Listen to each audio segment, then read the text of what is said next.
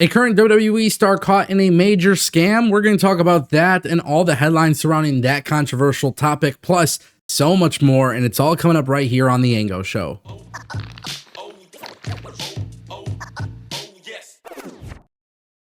All right, guys. So we want to kick things off with some very interesting stuff surrounding Ricochet. That's right. We know the real reason why Ricochet has decided to leave the WWE and join AEW. And he even touched on Samantha Irvin as well. I thought this was really interesting. He was talking with Chris Van Vliet on the Insight with Chris Van Vliet show.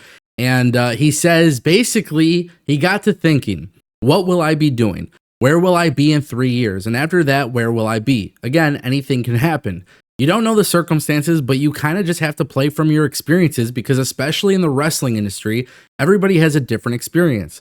Just from my personal experiences and what I feel like Ricochet has been put through, I felt like I had already felt like I was able to be on the next level of performers there.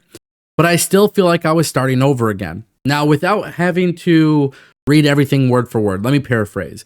Basically, WWE Raw introduced a whole bunch of new stars. We saw this, of course, with Ilya Dragunov, Braun Breaker, Carmelo Hayes. There was a whole bunch of people being brought into Raw and SmackDown. And basically, Ricochet felt like he was being lumped in with those guys, essentially getting to the point where he felt like he was starting over. And he felt like maybe a little bit more seniority. He had a little bit more seniority because he was already with a previous crop of talent that were called up to the main roster. So basically, he just didn't really see progression in his WWE career. Now, what I find very interesting is that he did say, I wasn't going to go to the highest bidder. I was just going to go to whoever was going to make me feel good and ignite that spark again because I felt like that fire that was burning inside of me was still there. But it was just like little embers that needed gasoline on it really to make it ignite. And he felt like AEW could be the gasoline for his fire. He also says that since being in AEW, he feels like he did make the right choice. Now, what's really interesting is he also goes on to talk with Samantha Irvin leaving WWE. And he actually says that she's been wanting to leave roughly around WrestleMania 40. And to basically paraphrase, it goes back to what we all saw with Samantha Irvin, what she said on social media. She was a fan of WWE. She came into WWE with hopes of doing more than just being a ring announcer. And this was obviously, that was her goal. And WWE essentially didn't want to make her a general manager. They didn't want to make her a manager or a valet for anybody. They just strictly saw her as a ring announcer. And she was actually trying to leave even before Ricochet left, which is pretty interesting. But yeah, look, here's the thing, man. Ricochet's talented. I've said this before. I feel like his move to AEW is a lateral move, but hopefully he finds the success and happiness in AEW. Anytime you take a risk in your life and change jobs, I commend a lot of people for that because a lot of people are scared to do that.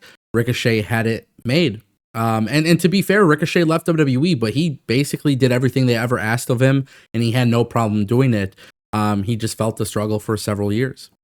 That brings us to our next topic, TNA. What's going on with their TV deal? Well, unfortunately, it doesn't look like they've signed a new TV deal yet. Matt Hardy was talking about this on his podcast. And listen, you guys already know what I'm going to say. If you follow me, you know what I'm going to say. Matt Hardy says, I feel like there's a lot of people that because they don't have a channel that gets TNA, they don't see it and they don't realize how good it is. But I think once you sit down and you watch it, you realize it's really, really good. If they could find a bigger platform, which is something that they are still actively working on other than Access TV, I think it would be a game changer because the product is really, really strong right now. It also has a ton of compelling moments and stories. Now, I actually do agree with Matt Hardy here, but this is a problem. For the past year, all we have heard was that TNA was looking at getting a new TV deal. We heard rumors, things that were brought to my attention that TNA would be searching for a new TV deal and potentially be going live every Thursday. It's been over a year since these rumors originally came through, and we still haven't found a new TV deal. So here's the thing when it comes to TNA and their TV deal situation that I think a lot of people are forgetting about.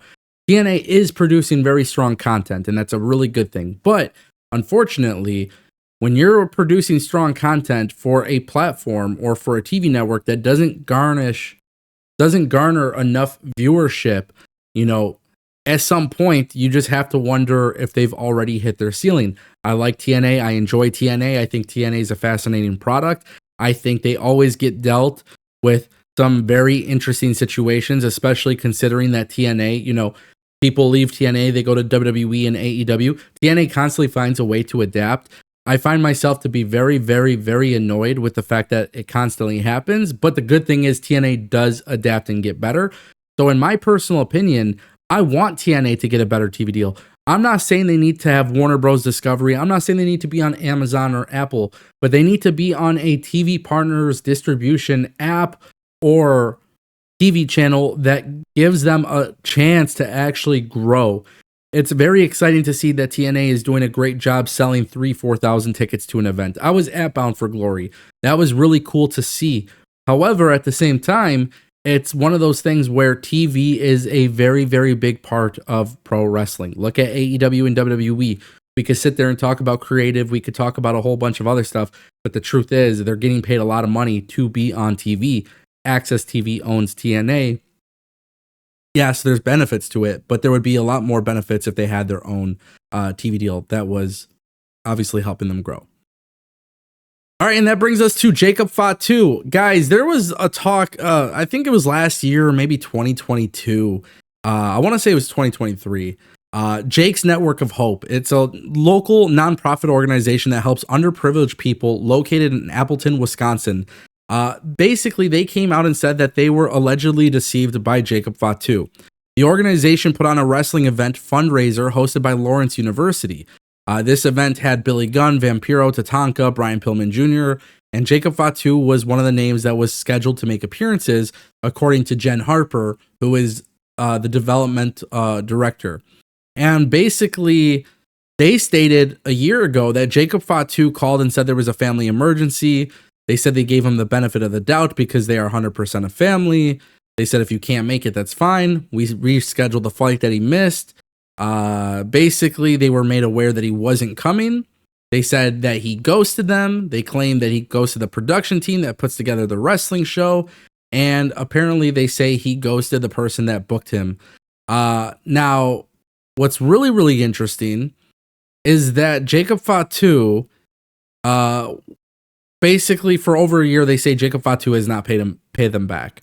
Now they've come out and said that they are in talks with Jacob Fatu. So this is something that is actively getting resolved. I can't speak for Jacob Fatu and why he did what he did, if there's a reason for it. But also, Jacob Fatu is now in the WWE. Jacob Fatu is making WWE money, and at the same time, too, Jacob Fatu represents the WWE. So whatever they're allegedly claiming, hopefully it just all gets resolved. Charity is charity. Hopefully it all gets resolved and everybody can move on. And we'll keep it at that. Ladies and gentlemen, that is the Ango Show.